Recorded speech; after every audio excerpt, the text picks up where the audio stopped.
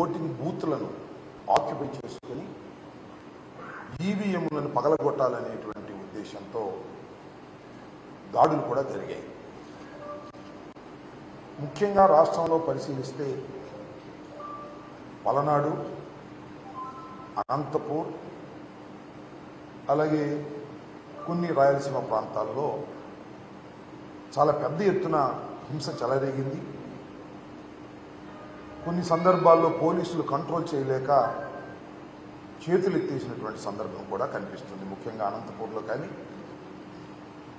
పర్టికులర్గా పల్నాడులో.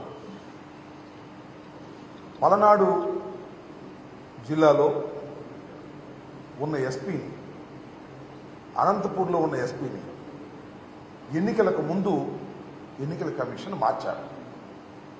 ఇంకా పలు చోట్ల కూడా ఐపీఎస్ అధికారులను మార్చారు. దేనికోసం మార్చారు అంటే, పురంధరేశ్వరి గారు భారతీయ జనతా పార్టీ రాష్ట్ర శాఖ అధ్యక్షురాలు, చంద్రబాబు నాయుడు గారి వదిన గారు, చంద్రబాబు నాయుడు గారితో కలిసి వీళ్ళు కలిసే ఉన్నారనుకోండి. ఎందుకంటే భారతీయ జనతా పార్టీ, తెలుగుదేశం, జనసేన కలిసి కూటమిగా వచ్చారు. వీళ్ళిద్దరూ కలిసి ఎన్నికల కమిషన్కు ఫిర్యాదు చేశారు. ఎవరైతే ఐపీఎస్ అధికారులు ఉన్నారో వీళ్ళందరూ కూడా ప్రభుత్వానికి తొత్తులుగా ఉన్నారు, వారికి అనుకూలంగా ఉన్నారు. కాబట్టి వారిని మారిస్తే తప్ప నిష్పక్షపాతంగా ఎన్నికలు జరగవు అనేటువంటి ఆర్గ్యుమెంట్ను తీస్తే సహజంగానే ఎన్నికల కమిషన్ కొంత బిలీవ్ చేసి ఉండవచ్చు. ఈ మార్పులన్నీ చేశారు. ఇక్కడ గమనించాల్సిన అంశం ఏమిటంటే, ఎక్కడైతే పురంధరేశ్వరి పిటిషన్ మీద మార్పులు చేశారో ఆ ప్రాంతంలోనే హింస ప్రజ్వరిల్లింది. Note this point. ఇవాళ మనం ఫర్ ఎగ్జాంపుల్ అనంతపూర్ తీసుకున్నాం, ఫర్ ఎగ్జాంపుల్ పల్నాడు తీసుకున్నాం. పల్నాడులో నేను this is the third time I'm going to contest, మూడోసారి నేను పోటీ చేయబోతున్నా. గత 2 ఎన్నికల అనుభవం నాకుంది. ఏ రోజుని కూడా ఇంత పెద్ద ఎత్తున హింస జరిగినటువంటి సందర్భం లేదు. మొన్న ఎన్నికల్లోనే భారీ ఎత్తున హింస జరిగింది. ఎందుకు జరిగింది? కారణం ఏంటి? కొత్తగా ఎస్పీ వచ్చారు. పాత ఎస్పీ పక్షపాత ధోరణితో ఉంటాడని మార్చేశారు. కొత్త ఎస్పీని ఇస్తే బలంగా ఉండాలి కదా, ప్రశాంతంగా జరగాలి కదా. ఎందుకు పూర్వం కన్నా ఎక్కువ హింస జరిగింది అనేది ఇక్కడ పాయింట్ అని మనం చేస్తున్నాం. అంటే ఈ మార్పులు చేర్పుల మీదే కుట్ర జరిగిందా? తెలుగుదేశం, భారతీయ జనతా పార్టీ, పురంధరేశ్వరి గారు, పవన్ కళ్యాణ్ గారు కలిసి కుట్ర చేశారా? కుట్ర చేసి ఈ పిటిషన్లు పెట్టి ఏదో ఒక విధంగా తాము తమ ఓట్లను, ఫాల్స్ ఓట్లను గందరగోళాలు చేసి ఓట్లు వేయించుకోవడం ద్వారా గెలవాలని అనుకున్నారా అనేటువంటి సందేహాలు కలుగుతా ఉన్నాయి. ముఖ్యంగా పల్నాడులోకి వస్తే నరసరావుపేట పార్లమెంటు నియోజకవర్గం వైఎస్ఆర్ కాంగ్రెస్ పార్టీకి చాలా strong constituency. Everybody knows it. 7కి 7 గెలిచాం పోయిన ఎన్నికల్లో. ఇవాళ కూడా 7కి 7 గెలిచే పరిస్థితి ఉన్నది అని మాకన్నా బాగా తెలిసిన వ్యక్తి అటు పోటీ చేసిన మా పార్టీ వ్యక్తే ఉన్నదాకా. కాబట్టి దీన్ని ఏదో ఒక విధంగా నలిపేయాలి అనేటువంటి కుట్రతో ఇదంతా చేశారనేటువంటి భావన కలుగుతోంది. చాలా చిత్రమైన, విచిత్రమైన సంఘటన ఏమిటంటే, ఎన్నికల కమిషన్ ఎవరినైతే అపాయింట్ చేశారో ఎస్పీలుగా వాళ్ళని సస్పెండ్ చేసే పరిస్థితి వచ్చింది. ఇది చరిత్రలో నేను ఇప్పుడు ఎక్కడ చూడలా. ఎన్నికల కమిషన్ అంతకు ముందు ఉన్నటువంటి ఐపీఎస్ ఆఫీసర్లు పక్షపాతంగా వ్యవహరిస్తారేమో అనే అనుమానంతో మంచి చరిత్ర కలిగినటువంటి ఐపీఎస్ ఆఫీసర్లను ఎస్పీలుగా వేస్తే వాళ్ళు విధి నిర్వహణలో ఫెయిల్ అయ్యారని భావించి, ప్రాథమిక సమాచారం ఉందని భావించి వాళ్ళని సస్పెండ్ చేశారు. ఊరినే బదిలీ కూడా కాదు, they suspended from the service at present. ఎంత విచిత్రమైన విషయం.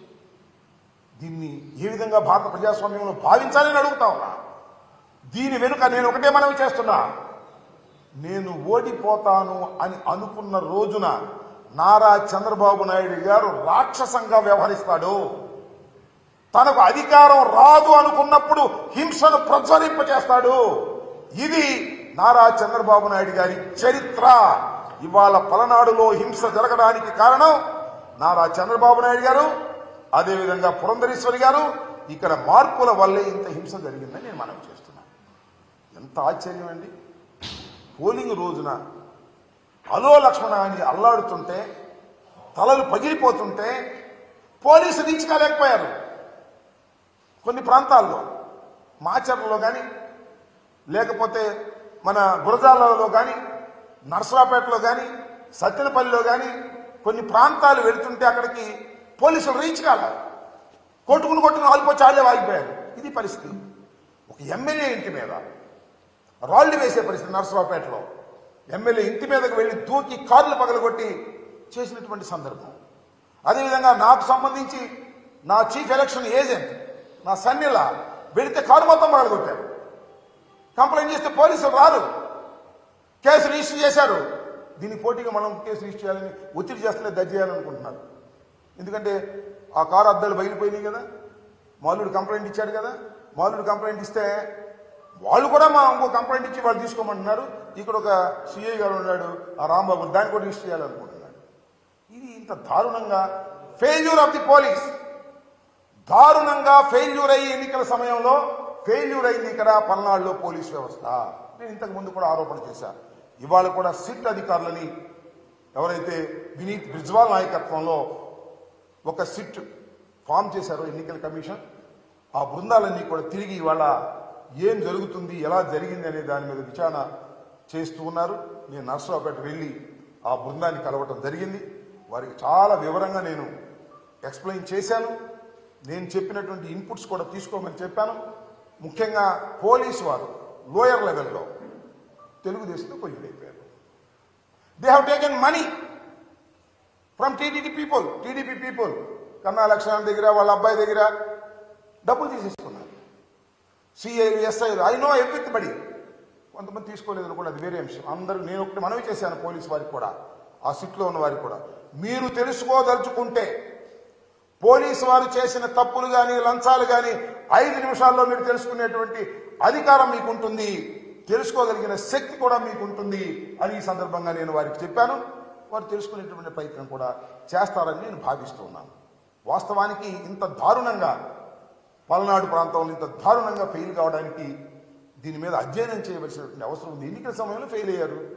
ఫెయిల్ అయితే గందరగోళం అయింది. ఈ మూల్యాన్ని ఎలా చెల్లించని చెప్పి నాకు అర్థం కాదు. కొన్ని బూతులు అయితే ఆక్యుపై చేసుకున్నారు, వాళ్ళు ఇష్టం వచ్చినట్టుగా దొంగోట్లు వేసుకున్నారు. రీపోలింగ్ అడిగితే నేను ఇవ్వడానికి సిద్ధంగా లేరు. ఇంత దుర్మార్గమైనటువంటి పరిస్థితులు ఎందుకు కల్పించబడ్డాయో ఒకసారి ఆలోచన చేయవలసినటువంటి అవసరం ఉందని నేను సిట్ అధికారులకు వివరంగా చెప్పడం జరిగింది. సిట్ అధికారులు కూడా ఆ పద్ధతుల్లో విచారణ జరుపుతారనేటువంటి భావనతో నేను ఉన్నానని కూడా మనం చేస్తాను. ఏసీ లేదా, నేను ఆ విధంగా భావిస్తున్నాను. ఇంత దుర్మార్గమైనటువంటి ఆలోచన మరి ఎక్కడి నుంచి వచ్చింది, ఎలా వచ్చింది ఆలోచన చేయాలి. ఇప్పటికి పోలీసుల్ని, ఐపీఎస్ ఆఫీసర్ని సస్పెండ్ చేశారు. సస్పెండ్ చేస్తే ఏమైంది చెప్పండి? పోయిన కాలం తిరిగి వస్తుందా? తలలు పగిలిన తలలు అతుక్కుంటాయా? చాలా దారుణమైనటువంటి పరిస్థితి ఏర్పడింది. దీన్ని గమనించాలని కూడా నేను మనవి చేస్తున్నాను. అంతేకాదు, నా నియోజకవర్గంలో ఇవాళ కూడా తొండపి అనే గ్రామం అనాథగా అల్లాడుతూ ఉందని మనవి చేస్తున్నాను. టోటల్ ముస్లిం మైనారిటీస్ అందరూ కూడా ఊరు వదిలి వెళ్లిపోయి అక్కడో ఇక్కడో తలదాచుకునేటటువంటి పరిస్థితి ఏర్పడింది. ఇంత దారుణం అండి. ఒక కల్చరల్ సొసైటీలో, ఒక రక్షణ కలిగినటువంటి సొసైటీలో, ఒక ప్రజాస్వామ్యంలో ఊర్లో ఉన్న ముస్లిం మైనారిటీస్ అందరూ కూడా ఎక్కడెక్కడికో పిడుగురాళ్ళ దూర ప్రాంతాలకు వెళ్ళి తలదాచుకోవాల్సినటువంటి పరిస్థితి ఏర్పడిందంటే ఏమిటి ఇంకా మానవ సమాజం ఉందా లేదా ఆలోచించమని మనం చేస్తున్నాం. ఇందాక ఆ సిట్ అధికారిని కలిసినప్పుడు కూడా చెప్పారు, తొండపిలో శాంతి భద్రతలు లేవు, ఎక్కడెక్కడో తలదాచుకున్నారు, వాళ్ళందరినీ తీసుకురండి, వాళ్ళందరినీ తీసుకొచ్చి ఆ ఇళ్లలో ఉండే విధంగా చేయాలని. ఏం చేశారండి? తొండపిలో ఇళ్ళు తగలేశారు, ముస్లింస్ ఇళ్ళు తగలేశారు. అంతేకాదు ముస్లింలు బైకులు, బళ్ళు మొత్తం తగలేశారు. దారుణంగా ప్లాన్గా చేసి పోలింగ్ అయిపోయిన రోజు సాయంత్రం చాలా దారుణంగా వ్యవహరించారు. అలాగే మాదల్లో కూడా జరిగింది. మాదల్లో తట్టుకోగలిగారు, కానీ తొండపిలో మాత్రం తట్టుకోలేక గ్రామాలు వదిలి పారిపోయినటువంటి పరిస్థితి. చాలా చోట్ల నుంచి నాకు ముస్లిమ్స్ ఫోన్ చేస్తున్నారు, ఏమండి తొండపి వాళ్ళు మా దగ్గరికి వచ్చారు, వాళ్ళు రక్షణ కల్పిస్తున్నాం, ఏంటంటే తొండపి ఎప్పుడు వెళ్తారు ఏంటని. నేను మనవి చేస్తున్నాను, మీ ద్వారా సిట్టుకు మనవి చేస్తున్నాను, మీ ద్వారా పోలీస్ అధికారులకు మనవి చేస్తున్నా, కొత్త ఎస్పీ గారు ఇంకా జాయిన్ అయినట్టుగా లేరు, వాళ్ళందరికీ మనవి చేస్తున్నా, తొండపిలో శాంతి భద్రతలు నెలకొల్పే విధంగా చూడండి. ఎవరైతే ఇళ్లు వదిలి పారిపోయి ఎక్కడో తలదాచుకుంటున్నారో వాళ్ళందరినీ తీసుకొచ్చేటటువంటి ప్రయత్నం చేయండి. ఇలాంటి పరిస్థితి నేను ఈ మధ్యకాలంలో ఎప్పుడు చూడలేదు. ఊళ్ళు వదిలిపెట్టి వెళ్ళిపోయినటువంటి పరిస్థితి, లా అండ్ ఆర్డర్ ఏమైపోయింది ఈ సమాజంలో అనేటువంటి బాధ కలుగుతా ఉంది. తొండపి మీద దృష్టి పెట్టి అక్కడ ఉన్నటువంటి ఇళ్లను సరిచేసి ఎవరైతే పారిపోయి బతుకుతున్నారో వాళ్ళందరినీ తీసుకొచ్చే కార్యక్రమం చేయవలసినటువంటి బాధ్యత మానవతా దృక్పథంతో కూడా ఉంది, చట్ట ప్రకారం కూడా ఉంది. ఆలోచన చేయమని మనవి చేస్తున్నా. నేను భావిస్తున్నాను ఈ సిట్ వచ్చిన తర్వాత అనంతపూర్లో కానీ లేదు పల్నాడులో కానీ విచారణ జరిగిన తర్వాత చాలామంది నేరస్తులు, ముఖ్యంగా దీనిలో నేరస్తులు పోలీసు వారే, బయట వారు ఏం కాదు, డబ్బులు ఇస్తే తీసుకున్న వాళ్ళు, సమయానికి డ్యూటీ చేయని వారు, అలసత్వం వహించేవారు, నువ్వు చేసుకోరా బాబు అనేవాడు, వాళ్ళందరి మీద యాక్షన్ తీసుకోవాల్సిన అవసరం ఉంది.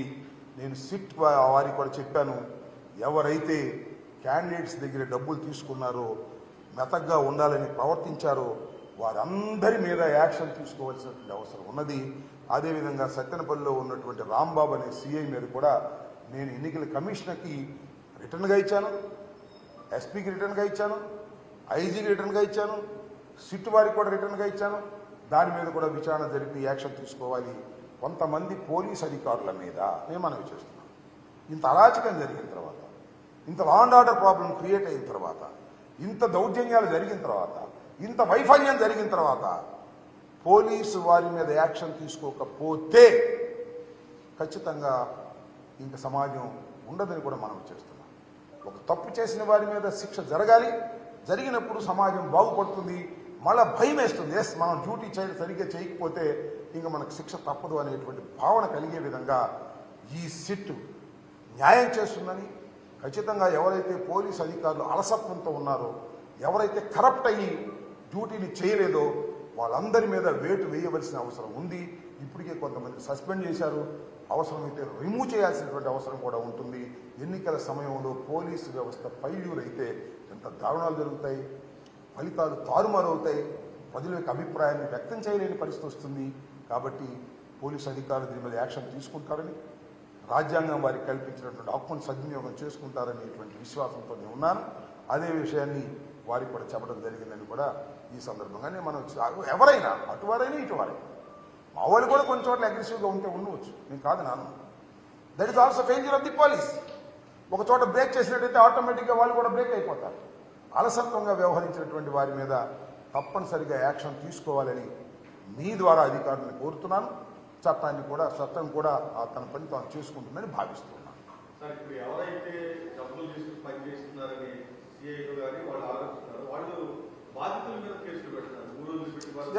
ఏంటంటే ఎవరైతే తెలుగుదేశం దగ్గర డబ్బులు తీసుకుని యాక్ట్ చేస్తున్నారో ఇప్పుడు ఏం చేస్తున్నారంటే, చిన్న విషయం, ఒక జెన్యూన్ కేసు ఉందనుకో, genuine case counter case false case పెట్టిస్తున్నాడు ఈ police officer. For example Rambabu అన్ని ఎస్ఐలకి ఫోన్ చేసి ఆ కేసు రిజిస్టర్ చేయండి, ఈ కేసు రిజిస్టర్ చేయండి అని చెప్తున్నాడు. ఇప్పుడు నేను అడుగుతా ఉన్నా, ఎలక్షన్ రోజు జరిగినటువంటి ఒక దౌర్జన్యం మీద ఫర్ ఎగ్జాంపుల్ నేను ఒక కంప్లైంట్ ఇచ్చాను, అది రిజిస్టర్ చేశాను, నన్ను ఇబ్బంది పెట్టాలని ఇవాళ కంప్లైంట్ తీసుకొస్తున్నారు. కంప్లైంట్ తీసుకొస్తే అర్థం అయిపోతుంది కదా పోలీసు వారికి, అర్థం కదా.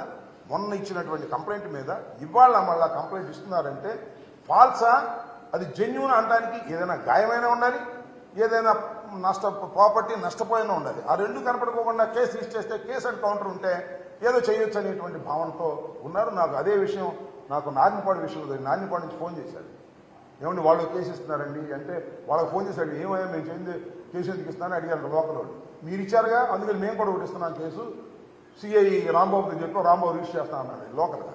ఇలా ఫాల్స్ కేసెస్ రిజిస్టర్ చేసి, ఒక జెన్యూన్ కేసు మీద ఫాల్స్ కేసు రిజిస్టర్ చేసి బెదిరించేటటువంటి కార్యక్రమం చేస్తున్నారు. ఇది చాలా అన్యాయం. అటు పెట్టామండి కేసు, మేము చాలా ధర్మంగా ఉన్నామని చెప్తున్నారు పోలీసు. ధర్మం ఎటుందో అటు ఉండాలి తప్ప అటు ఇటు కేసులు పెట్టి మేము రెండు వైపులా సమానంగా ఉన్నామనుకోవడం కరెక్ట్ కాదు. బాధితుడు ఇచ్చినటువంటి రిపోర్టుని మీరు రిజిస్టర్ చేయండి. బాధితుడు కాకుండా ఫాల్స్గా ఇచ్చినటువంటి కేసుని రిజిస్టర్ చేస్తే అది ఫాల్స్ కేసు, అది కరెక్ట్ కేసు సుపీరియర్ ఆఫీసర్ చాలా ఈజీగా కనిపెట్టగలడు. వాళ్ళకి ఆ విచక్షణ జ్ఞానం ఉంటుంది పోలీసు వారికి.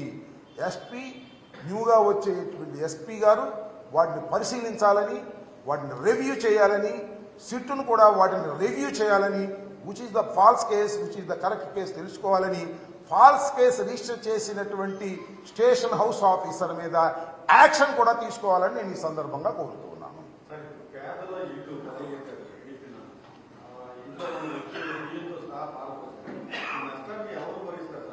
We will see later. నేను చూద్దాం. ఇప్పుడు ఫర్ ఎగ్జాంపుల్ తొండపి ఉంది. తొండపిలో అంతా ముస్లిమ్స్ పాపం.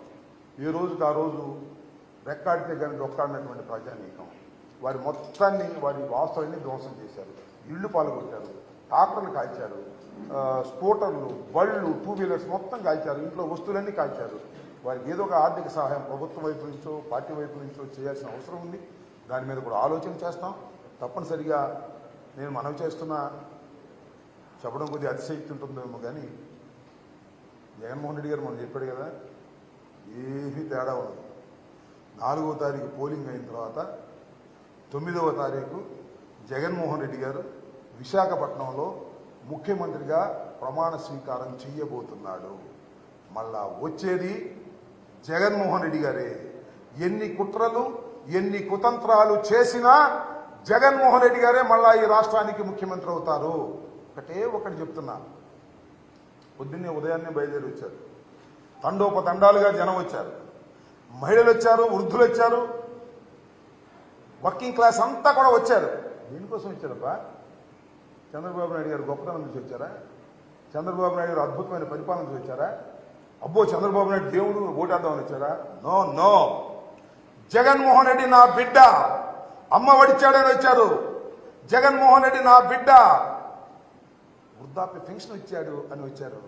డోక్రా మహిళ రుణమాఫీ ఇచ్చారని వచ్చారు. రైతు భరోసా నుంచి వచ్చారు. నా బిడ్డను మళ్ళా గెలిపించుకోవాలనేటువంటి కుతూహలంతో లక్షలాది మంది, కోట్లాది మంది ఓటర్లు ఉదయంనే బారు తీరారంటే అది ప్రభుత్వ అనుకూలత తప్ప ప్రభుత్వ వ్యతిరేకత కాదు. Note it. 4వ తారీఖున మళ్ళా చూస్తారు మీరు. జగన్మోహన్ రెడ్డి గారు అద్భుతమైనటువంటి మెజార్టీతో గెలవబోతున్నాడు. పాజిటివ్ ఓటు చాలా అద్భుతమైనది. చాలా మంది అంటున్నారు, ఏమండి పోయినసారి కన్నా పోలింగ్ బాగా పెరిగిందిగా, ప్రభుత్వ వ్యతిరేకత ఉంటుందని ఆశపడుతున్నారు వాళ్ళు. నేను మనవి చేస్తున్నా, 2014లో తెలంగాణలో కేసీఆర్ వచ్చాడు. 2018లో జరిగింది మనకన్నా ముందు, 1 సంవత్సరం ముందో 6 నెలల ముందో. 2014లో ఉన్న ఓట్ల శాతం కన్నా 2018లో ఓట్ల శాతం పెరిగింది. మళ్ళా కేసీఆర్ వచ్చాడు. ఇక్కడ కూడా ఓట్ల శాతం పెరిగింది. మళ్ళా జగన్మోహన్ రెడ్డి అధికారంలోకి వస్తాడు. దానిలో ఏ విధమైన సందేహము లేదు. ప్రజలు ఉదయాన్నే లేచి వచ్చి జగన్మోహన్ రెడ్డి గారి గుర్తు ఫ్యాన్కు వేసి తృప్తిగా ఇంటికి వెళ్లాలనేటువంటి ఉద్దేశంతో వచ్చి గంటల తరబడి సైతం లైన్లో నిలబడ్డారనే విషయాన్ని దయచేసి మర్చిపోవద్దని మనవి చేస్తున్నా. జగన్మోహన్ రెడ్డి గారే మళ్ళా ముఖ్యమంత్రిగా కాబోతున్నారు. 9వ తారీఖున ఇంతకుముందు బొత్స సత్యనారాయణ గారు ప్రకటించినట్టుగానే విశాఖపట్నంలో ప్రమాణ స్వీకారం చేయబోతున్నారు. సరే, ఇక్కడ జరిగిన గొడవల వల్ల కానీ పోలీసులు వైఫల్యం చెందని ఆరోపిస్తున్నారు కాబట్టి మీ విద్యావకాశాల మీద ఉన్న ప్రభావం ఏ విధమైన ప్రభావం ఉండదు.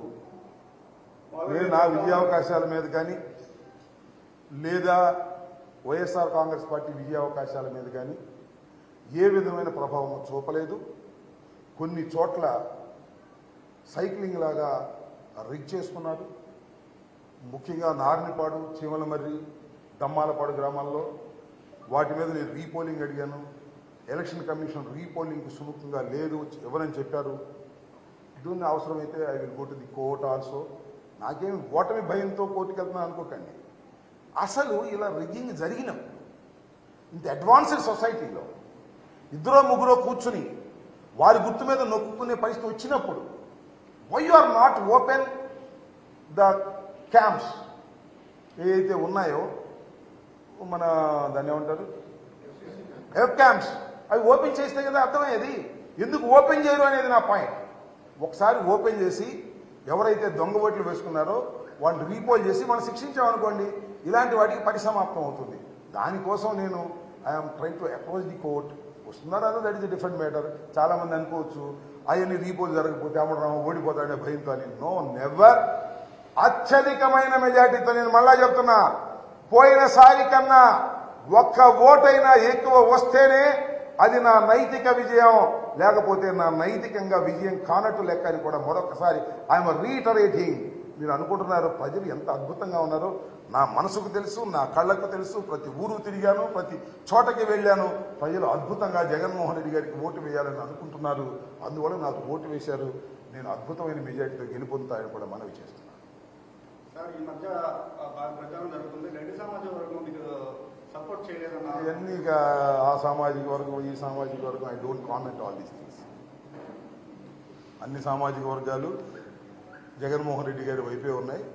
ఒకటి రెండు సామాజిక వర్గాలు కొద్దిగా తక్కువగా ఉన్నాయి, అంతే తేడా.